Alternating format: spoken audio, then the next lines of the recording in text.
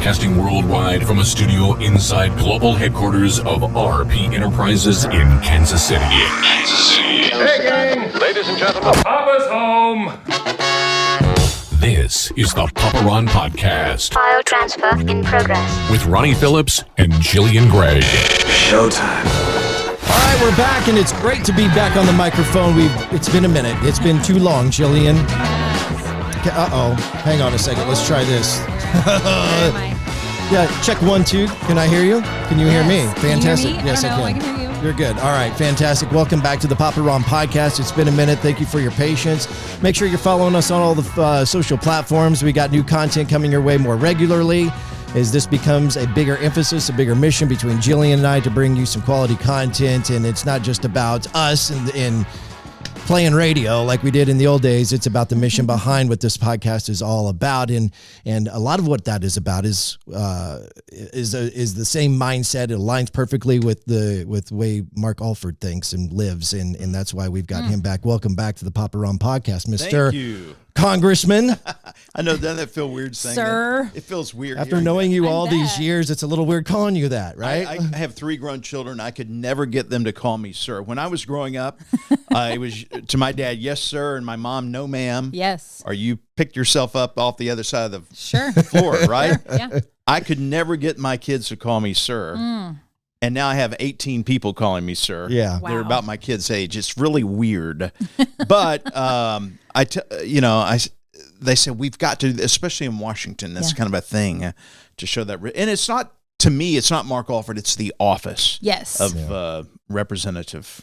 That makes sense. So That's why I love you, man. Because keep I calling me appreci- sir. No, I'm appreciate yes, sir. I don't Sir, like that. yes, sir. What is it? I'm going to ask this because it's a geeky question, but Sure. do you walk around with Secret Service or any kind of security? No, that's reserved for leadership in the House. Okay. Speaker Johnson has 3 or 4 people that are with him all the time. It's really weird, and we'll talk about it a little bit later. But as soon as you become Speaker, boom, it's Congressional Police, right? Capitol Police, because you were the second in line to the presidency of the United States. Oh my gosh, right. So, they want to guard you just like they guard the vice president or president. Maybe not to that level, but and then other leadership positions. Steve Scalise has personal security. Tom Emmert, the whip. So they're important. But no, Congress people, ordinary people, I have nobody guarding me. Don't come after me, though. That's not an invitation. No, I mean, I don't know. I was a little curious. I was thinking, man, I wonder when he shows up if there's going to be others with him. No. Sometimes I bring along Mr. Smith and Mr. Wesson. Yeah. Right on. Yeah. All right, let's dive into this. First of all, I apologize for those who are listening. We had 1 hour with Mark. I had some technical difficulties that lasted about 20 minutes, but at least we've got him and thankful for that. And so unfortunately, we don't have a lot of time for pleasantries and all that. Let's dive into some of the hard-hitting stuff that I think go ahead. Before we get to that, Yes. do you know why I'm here today? Why? Because you made a promise that you would come back. A year ago. Yes. Yeah. Yes. I said, please have me back on because I want to tell you what it was like after 1 year. So here I am. Man, I love it. And I tell you what, you really came into a beehive. I mean, hornet's nest. to put it nicely. Yeah. Some may call it a dumpster fire. Yeah. Some may call it the shit hitting the fan. Whatever you want to call it. It was not what like most freshmen would be experiencing when they come into office. So, did you ever at any point go home to your wife? Maybe I don't know if you drink or not, but let's just play with me here. Like you're sitting down, you're having a glass of wine, and you're just decompressing for the day, and you're going, honey, what the hell did I get myself into? I've thought that several times, but I didn't want to scare Leslie, and Leslie, and she, Yeah. we gave up everything we had to run for this office, Yep. and so I didn't want to scare her by thinking I had doubts now. Right. But I did verbalize that after Kevin McCarthy got fired, and we were in this melees for 6 weeks without a speaker, and we couldn't do anything. You could not. I mean, the House was not in business. So we couldn't do anything. We couldn't do anything back at home. We couldn't do any work from our offices to help constituents. And I'm thinking, what in the hell did I do? Why am I here? This is so jacked up. And I don't know if I want to do this. I verbalized that once to Leslie and it did scare her because, look, it's not that I look, I love what I'm doing. I love being a representative for 772,047 people, and I represent all of it. It doesn't matter if you're Republican, Democrat, agnostic, independent. I want to be your voice and your vote in Washington. But it did give me a little pause thinking, is this how things operate? Is this how it's going to be the rest of the time that I'm up in D.C.? It's not. Mike Johnson is changing things around. We're getting our, in order. And I think you're going to see some real progress in 24. Okay. All right. So something that I like to ask my kids whenever they go to anywhere, go somewhere, whatever, I just ask them what was the best part, what was the worst part. And then it's up to them. Like they can decide if they want to really focus on the worst part, they're going to elaborate on that. So best part, worst part. The best part about being this year? Yeah. This is going to sound corny, but we did 25 town halls in person or meet and greets, which is very rare for a freshman congressman. But I wanted to make sure that people in our district, all 24 counties, knew that I wasn't going up to Washington. I wasn't going to stay there. I'm back every weekend on Friday, Saturday, and Sunday.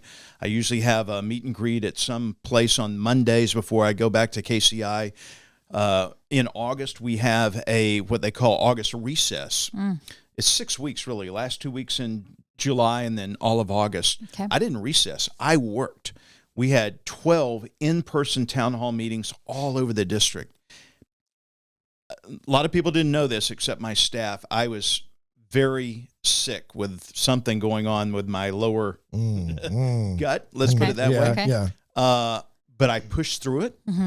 And we had these town hall meetings, and it was a honest, real experience where people were standing up, telling me what they thought of me, asking me questions. It was real.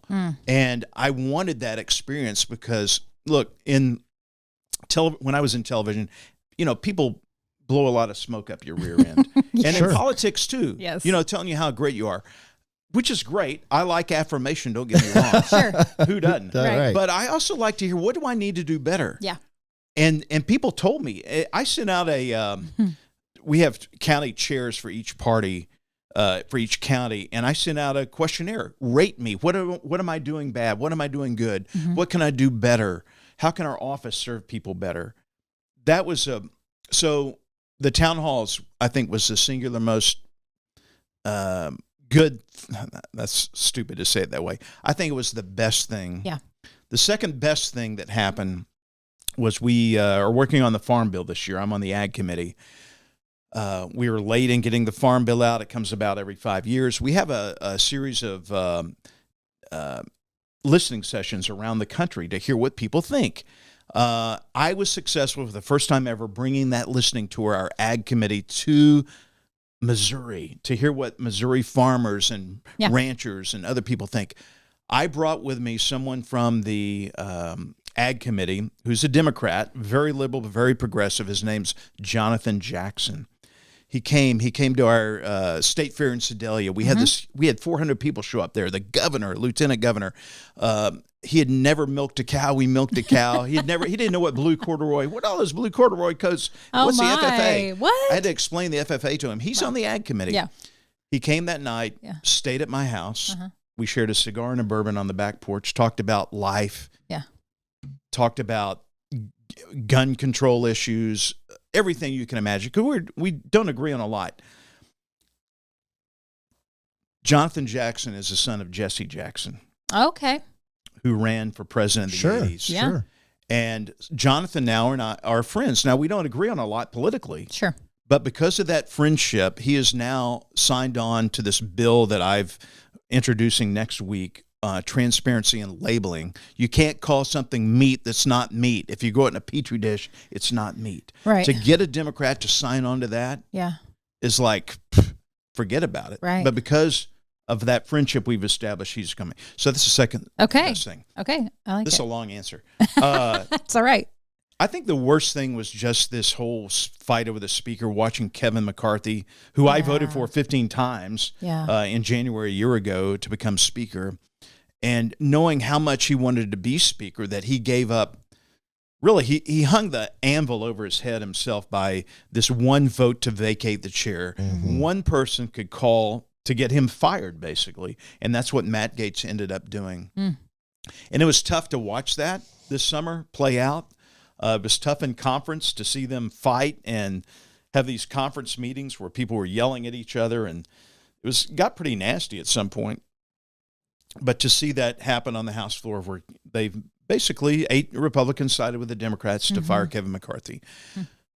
Something good has come out of that. We have Mike Johnson, who's a new speaker, a great man of God. He was a friend of mine before he got this position. And he's just a wonderful person who I think is going to lead us on to greater things.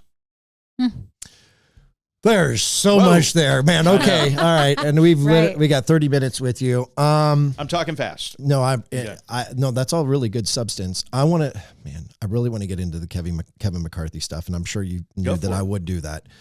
Do you understand your, the other congressmen or those that voted against him or wanted to get, like Matt Gaetz and the other 7, and the American people, what their issues are with Kevin McCarthy? I mean, you surely have heard them. What do you understand it? What's your and I know that you're loyal to him. He endorsed you. Right. So, I mean, is that your reasoning for being so loyal to him and voting for him? And I originally, and I said this last year, I thought he was the only person who could get 217 votes, and he was.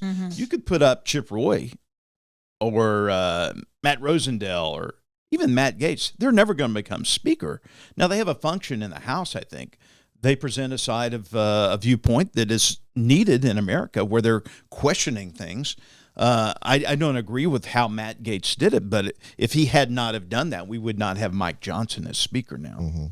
So everything happens for a reason. I think God, I think we're all believers. We believe in God's plan. Yeah. Yep. And he's in control, not me, not Matt Gaetz, not Kevin McCarthy.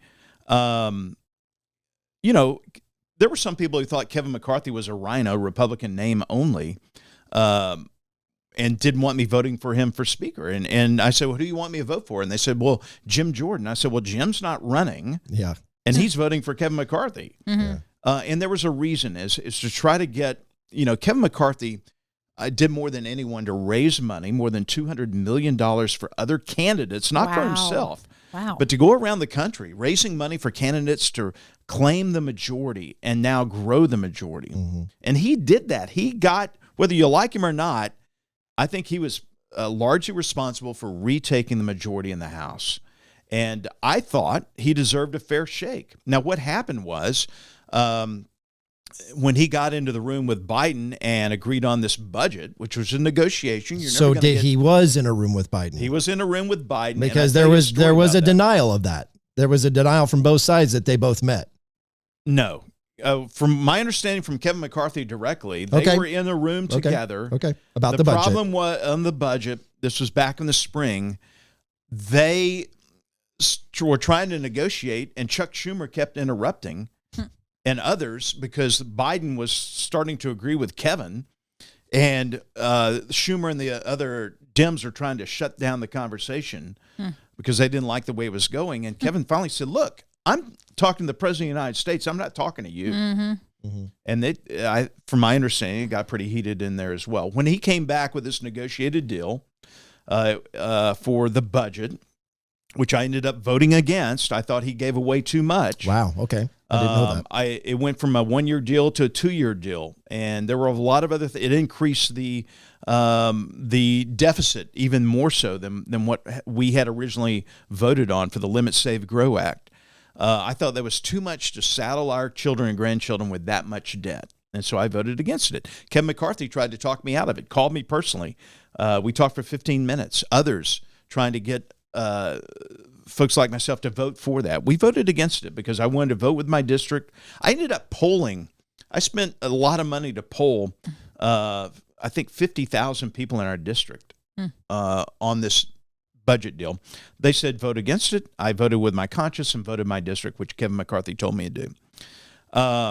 When he came back with that deal, I think that's when the dominoes started to fall. Matt got triggered, basically. Matt got triggered. He had something personal out for Kevin McCarthy. That was quite evident. Wouldn't you say there was kind of personal between the both of them? Oh, yeah. Yeah, I mean, Something I can't say it was personal both ways because it looked pretty obvious that it was mutual. I don't think there's a lot of respect or love between those two individuals. And it's going to be interesting to see what happens now that Kevin McCarthy is leaving Congress and has a lot of money in his war chest to help candidates into Congress who he wants in Congress. So what I found really interesting about that whole drama was Matt talks to Trump regularly as it's being reported to us. It seems like they're very, very close. And the way Matt explained it in an interview that I saw is Trump told him, do what you got to do. And Trump's not really the kind of guy that would say, do what you got to do. He would be a little bit more in charge. It's perception. You can tell me if I'm wrong. But based on following for years, Trump's not really a guy to be like, I don't care, do what you want to do. If he's got a mission and an initiative, he's going to be a little bit more direct, I would think, with something this big, a decision this big. This isn't a decision on whether you want a cheeseburger or a chicken sandwich. Do you think Trump had anything to do with Matt being so aggressive with getting Kevin out?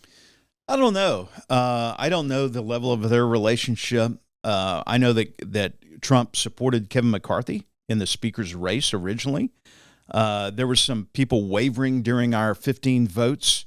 I got the freshmen into a room in the Capitol in the basement all together, and I called Trump, and he talked to everyone and talked up the positives of having Kevin McCarthy as speaker. And it was a great moment. I don't know if there were any particular minds changed because of that phone call, but it's quite evident that President Trump supported Kevin McCarthy for the speakership. If something changed over time, I don't know what that would have been. That's between Matt Gaetz and President Trump. So you don't find any of that as odd as I do? Everything that revolves around Matt Gaetz is a little bit odd in that, people are like, what do you think he was thinking? Like, I do not want to get inside Matt Gaetz' mind. Now, I will tell you, Matt Gaetz and I are on armed services together, and he and I worked on some great amendments together for the National Defense Authorization Act that we worked side by side on to get the woke, the DEI, the CRT out of the military, to get these drag queens out of the military that are actively promoting on digital ambassadors. And so, Matt, there's some things that I agree with Matt Gaetz on fully. We've got to get back to conservative values, true conservative values in Congress. We've got to get rid of the woke ideology that's, I think, infecting America's mindset. And I think there's some things we're doing in our legislation that's doing that, and I'm proud to be a part of that. Jill, I could rattle off a ton of questions, but I want to give you the opportunity to ask some questions. No, so go for it. Go for it. All right. So we keep hearing the term swamp. Swamp, yes. Swamp. How much of the swamp are you really seeing now after 1 year? And are you at liberty to really talk about what you see? No, I talk about everything I see. I don't really dig to that much like an investigative reporter. I'm not peeking behind doors or uncovering things. One of the things that disturbed me, though, and I'm not going to say names, but it's okay. You can. I didn't know. Nobody's going to know. Look, yeah, right. Nobody listens to this thing. During the speaker's race after Kevin got fired and then went through, I'm not going to go through the whole diatribe over 6 weeks of what happened, but, Steve Scalise couldn't get 217. Jim Jordan couldn't get 217. Tom Emmerich couldn't get 217. We ended up with a panel of about 8 or 9 people running for speaker, and we're all in the Ways and Means Committee room. There's 300 of us in there. Staff people, and we're voting for the speaker, and it's kind of like it's a battle of attrition. Basically, it's a closed ballot. You write down who you want, you fold the paper up, put it in a box. It's really quite antiquated. It takes an hour and a half to do each vote because they got to hand count them. There's 3 counters. They all got to match up. Anyway, in the speeches that each candidate did leading up to this, they also take about an hour and a half where the different members can ask these candidates questions. It's a forum, right? Right. And one of them questioned one of the candidates about when you agreed to vote for McCarthy or something that was going on during the original McCarthy race. You wanted in exchange for your vote a office actually in the Capitol building. And this person did. They requested that because they wanted to be where the action was. Okay. And I'm like, I didn't know I could request something for my vote. I thought you just voted for who you thought was going to do a great job. Right. So I am learning. I think that's Of a bit all swampy. of 1 year, that's the only crummy thing that you experienced. Seriously, It's a little bit swampy. that is. Oh my gosh, I'm looking for something a little bit more swampish. Gritty. Yes, I'm looking for alligators and Slimy and water moccasins. All right, moccasins in the swamp. I'll tell you Come something. on. I'll tell you a little swampy story. So a lot of this part of this job is raising money. Mhm. All right, I'm constantly I'm already starting to campaign for next year. Right. Yeah. You got to run TV ads, radio ads, Yeah. newspaper ads, pay for signs, pay for staff. So you're constantly raising money. So you meet with people who have concerns, lobbyists, basically, and they want to support you in your run for Congress. And what I tell them is, look, if you give me money, that doesn't mean I'm voting the way you want me to vote.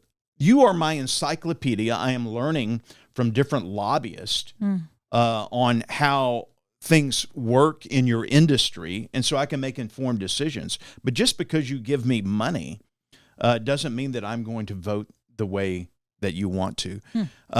That part of the system, though, just the overall meeting with lobbyists and hearing their concerns, I mean, I've learned so much.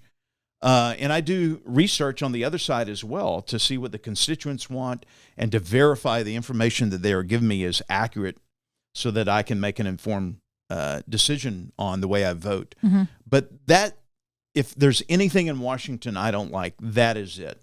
Having to raise money from special interest groups. And some don't do it. Like Matt Gaetz, he says he doesn't take money from anyone, and that's why he does small dollar donations only. But that's very rare. I don't know of too many people in Congress that just take small dollar donations.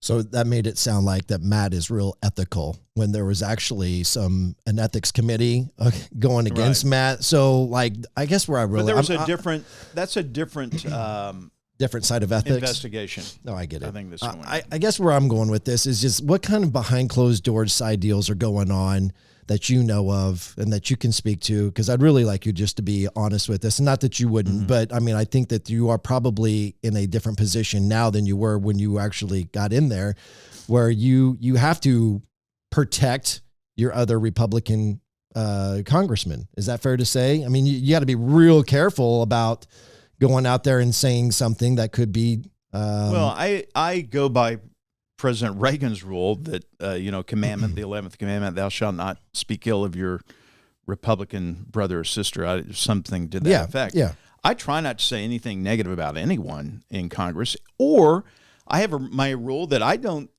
judge people on how they vote or why they vote. That's not my job to assign motives to how someone votes. Mm-hmm. Whether it's Marjorie Taylor Greene or the most moderate of our members, maybe from New York, who are voting because they won in a Biden district. That's not the only vote that I can judge or assign motives to is my vote for our district. So it's not up to me. Let me put it this way. Are there side deals happening behind closed door that benefit that person individually or on a personal level?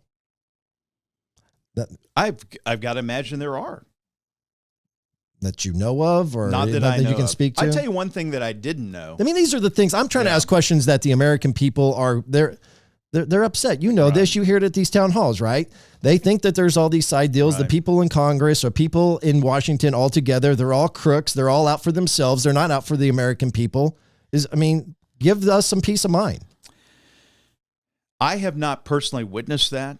I did not know that, for instance, during this whole speaker's race, when Steve Scalise couldn't get 217. Yeah, that surprised me. I didn't know that Kevin McCarthy didn't like Steve Scalise. And there was this bad blood. This is what percolated out of this 6 weeks thing, and all of us getting together in this room and having to be in the same room for hours on hours, all this stuff started coming out. That I'm like, what are you talking about? I had no idea that there were things that were said, not necessarily between those two, but said or done years and years ago that people were hanging on to and were trying to get someone not elected or get someone elected as speaker based on what happened 5, 10, 15 years ago.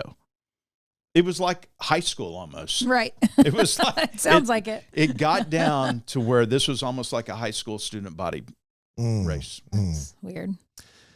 So Jim Jordan, he's a guy that, I mean, I only know what I know from what I see on TV and what I see on interviews, but I do love that guy. I just love how he presents himself. I like how quick he is on his feet.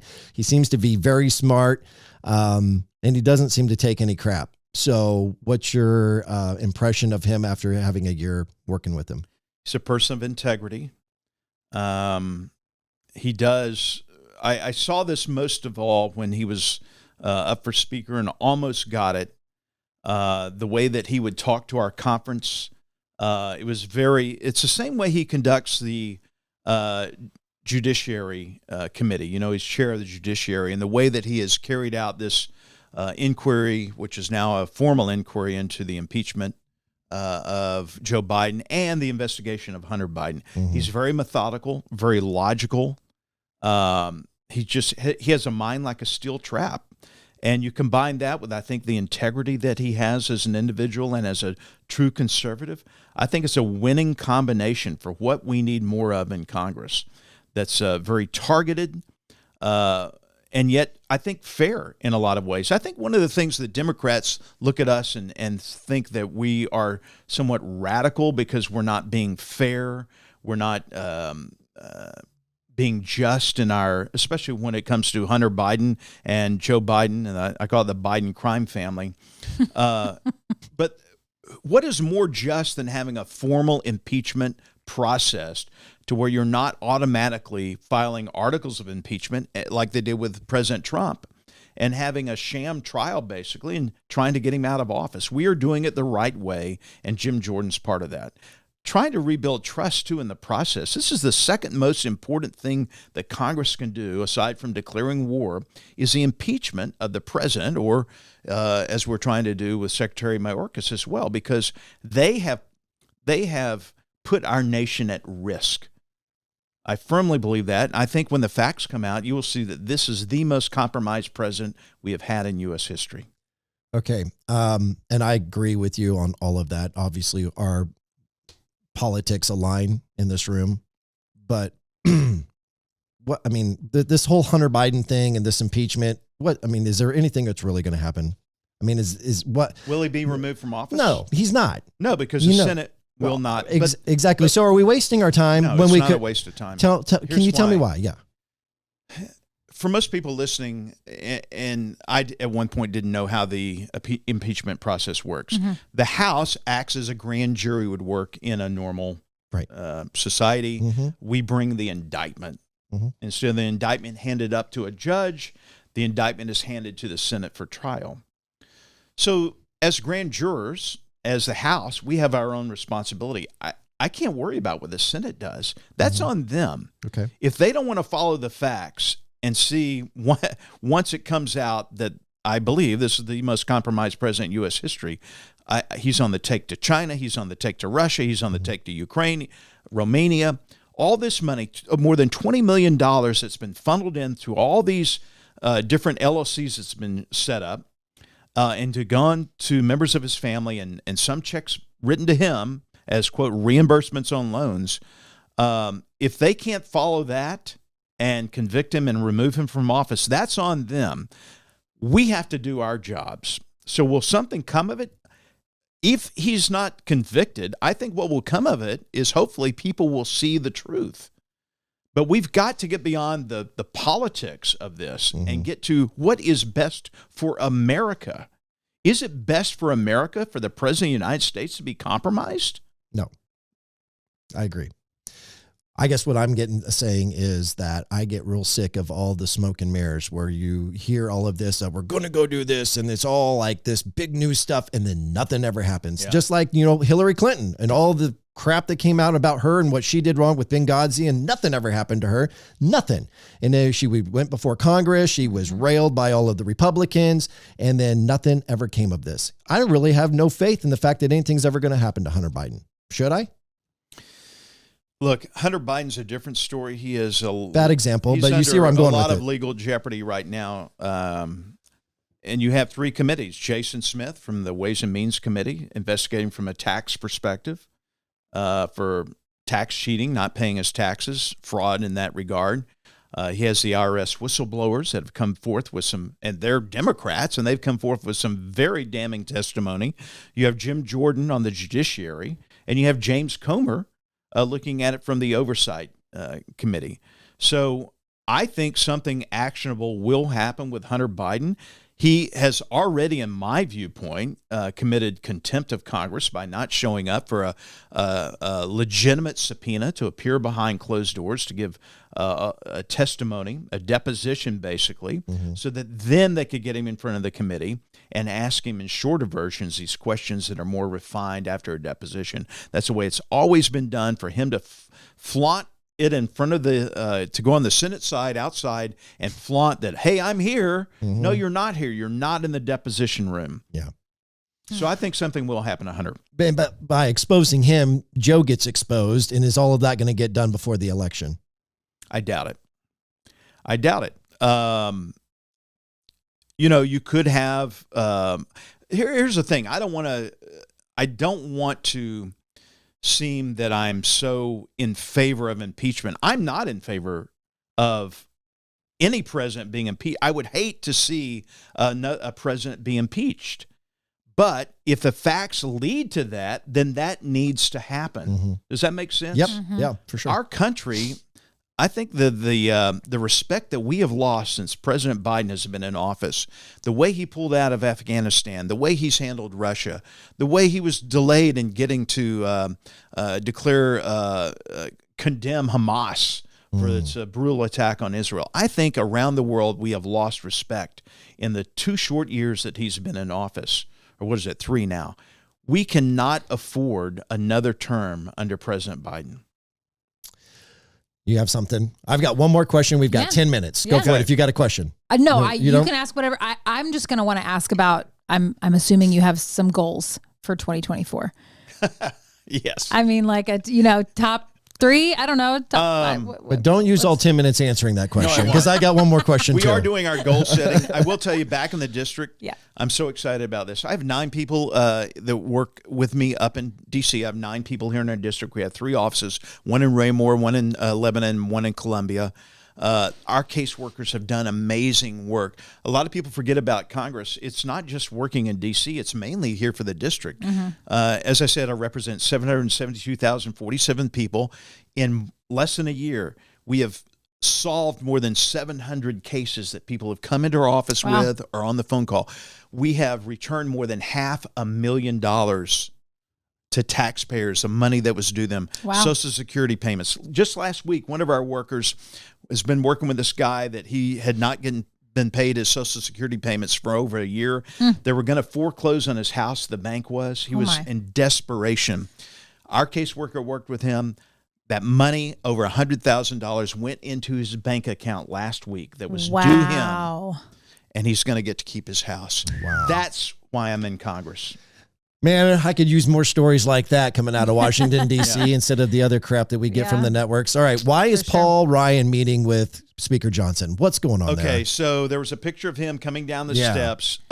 Makes me feel really uncomfortable. So I was not there for that, but there was a ceremony in the Rayburn Room or somewhere, a goodbye party for Kevin McCarthy. And I think Paul Ryan was there for that because all the past speakers, we had one for Paul Ryan a couple of months ago. He was in the Rayburn Room unveiling his portrait for the speaker's lobby. Okay. And so all the former speakers come there. Boehner was there. Nancy Pelosi was there. Newt Gingrich was there. I saw them all. Okay. So I don't think it was some covert planning Well, operation. that makes me feel better already. I appreciate that. I can ask Mike Johnson about it. Yeah, could you? Yeah. And report back to us, and then we'll update all the people. Man, I really appreciate you being here. You got another pressing question or two. Shoot. Okay. What is the Republican? Sorry, let me get this straight. I am again disappointed in the Republican presidential race and how these debates are going. I was embarrassed when we were talking about little hands and all of the things that were going on. Well, I guess was that 4 years? That was a long time ago. Yeah, it was a long years, but it was the first time that I had ever watched a presidential debate where I just felt gross. You know, like what is this? What this has come to? Yeah. And I feel like even though Trump hasn't been participating in these debates, we're kind of going down that road again. What's your feelings of the candidates that are out there, and is there any possible way that Trump won't be able to run because of what he's been up against, or is he pretty much or is that what's best anyway? Give me your thoughts. One of the biggest problems with the debates is we no longer have Jim Lehrer. We've lost that type of stalwart, objective journalism. So anyway, on that end, that's totally separate than what you want to I think that's a valid point, though. It's kind of devolved into something P.T. Barnum would certainly be proud of, a three-ring circus. Yeah. Now, you can place blame on how it got there. I'm not going to do that. As for President Trump, I firmly believe this is political persecution. And this is coming down to election interference. Jack Smith, the prosecutor, you can see with the what he's filing with the Supreme Court to try to get this main trial that is going to start in March done before the primary season. Well, we're already going to have the Iowa caucus in, less than 2 weeks, something like that. Wow, it's that soon. But you have Super Tuesday. You have the majority of the primaries happening around the springtime. I think this ruling will be coming from the Supreme Court any day now to stop what Colorado did, trying to keep Trump off the ballot. And from that, I think you'll see a lot of the other states fold on those measures. There's some 30 states right now trying to keep him off the ballot. I don't think it's going to work. I predict that President Trump will get the nomination. I think he'll be president again. Wow. Really? Okay. Yes. Okay. Wow. What I've really taken away from this entire 40-minute podcast is that if we just had more bourbon and cigars in Congress, things would get done a lot, we'd be a lot more efficient and effective. More bourbon, less swamp. Yeah. Yeah, exactly.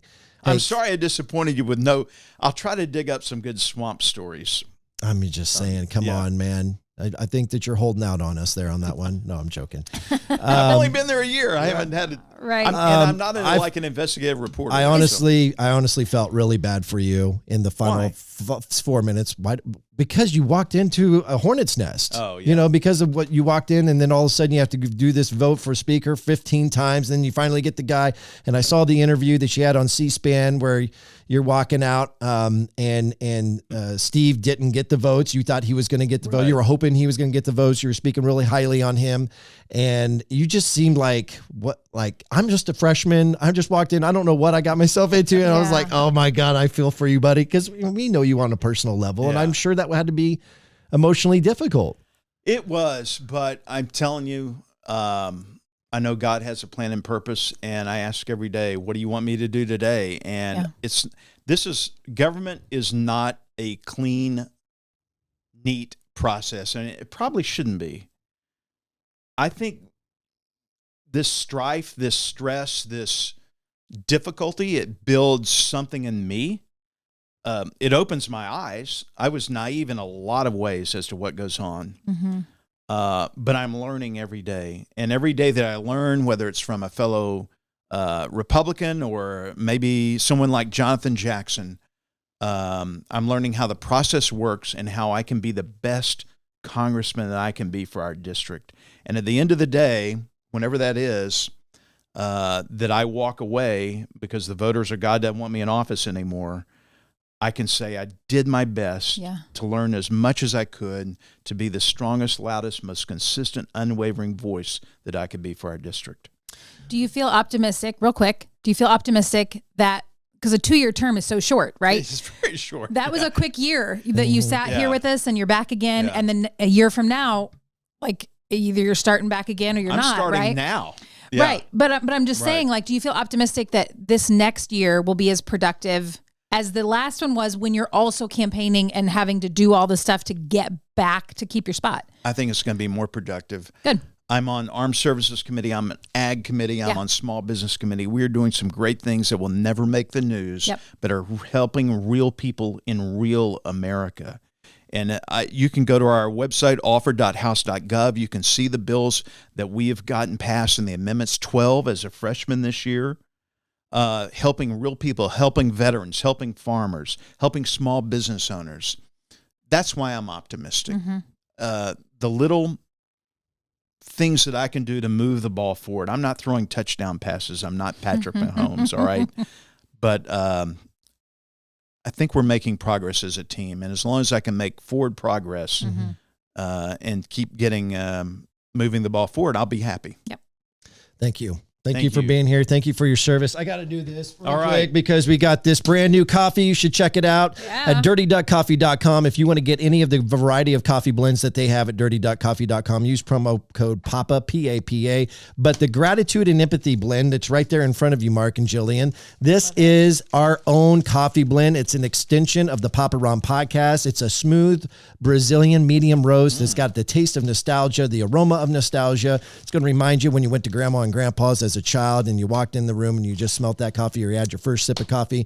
But it's not just as much about the coffee as it is about the mission and the power of starting your day with gratitude and empathy, being thankful for what you have versus what you don't have, seeking opportunity to serve others and being empathetic to others when maybe it doesn't feel convenient to do that at that particular time. So start your day not only with a cup of coffee, start it with gratitude and empathy and start your day right. So again, Mark Alford, thank you so much for being a friend. Can we get you to promise to come back in another year from now? I'll be back next year. Same bat channel, same bat time. Is this going to be the annual? Annual. I hope we're going to do this every single year. It beats me having to pay a therapist $80 for an hour. So I can just have my therapy session here with you. Thank you so much. U.S. Congressman Representative Mark Alford.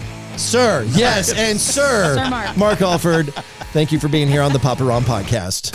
You've been listening to the Papa Ron Podcast. If you enjoy this podcast, hit subscribe now on the podcast platform. Follow the Papa Ron Podcast on Facebook, Instagram, and TikTok. And while you're there, like, comment, and share. Until next time, thanks for listening to the Papa Ron Podcast. Papa Ron Podcast. Papa Ron Podcast.